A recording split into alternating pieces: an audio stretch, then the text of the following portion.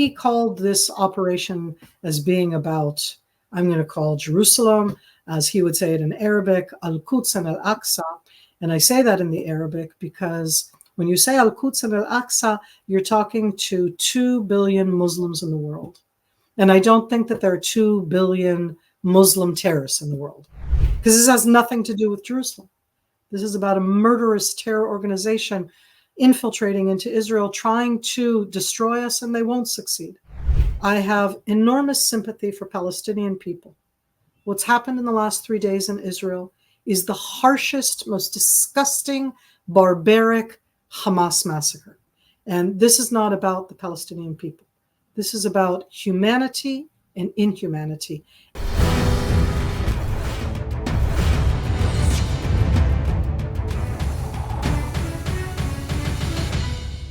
Questions are being raised about the preparedness of the Israeli intelligence and security agencies, that they were caught napping as Hamas plotted and planned this offensive.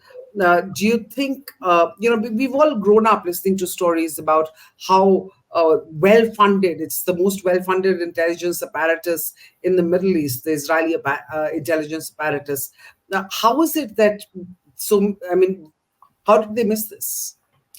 So in this case, and I'm going to say this in very general terms because we're still in the fighting, and you understand that while you're in it, this isn't about sharing both capabilities and information with anybody.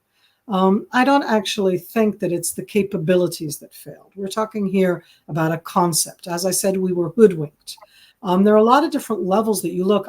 You would have asked me last week what Hamas capabilities are, and I would have told you that they have 20 to 30,000 terrorist fighters, that they have, I would say, 10 to 20,000 rockets. Until now, they've probably fired 6 to 7,000 in these 3 days, that they have numerous different types of weapons that they've trained on for the last decade. I knew to tell you all of these. Not only that, but I could have told you the scenarios of infiltration into civilian communities. They don't in any way, for them, military, civilian, infiltration, butchering, murdering, it's all the same. And so, again, all of this I could have told you.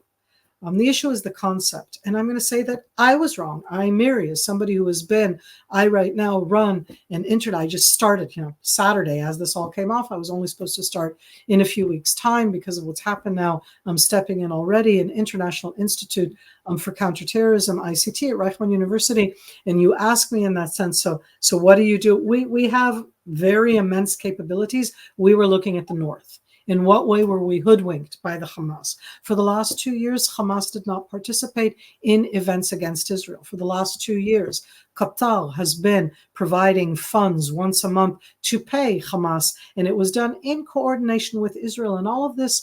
And I want to say, I never thought of us as being naive, and perhaps it was wishful thinking. And again, we absolutely made a mistake. As I said, I made that same mistake where I actually thought, I wonder if Hamas is changing and is actually turning into something more responsible, sovereign.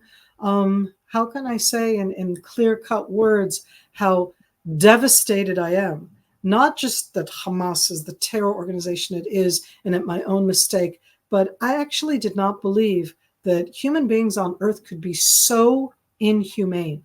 It is beyond me. In the scenarios, I couldn't think of that. And so, yes, we absolutely were hoodwinked. And again, I think that in hindsight, when they go check, we're going to have everything there. And we're going to go, how did we not see it? Because we weren't looking for it. Because we wanted perhaps to believe that Hamas was becoming responsible. Perhaps because we forgot that a terror organization is a terror organization. It is horrifying and butchering and scary.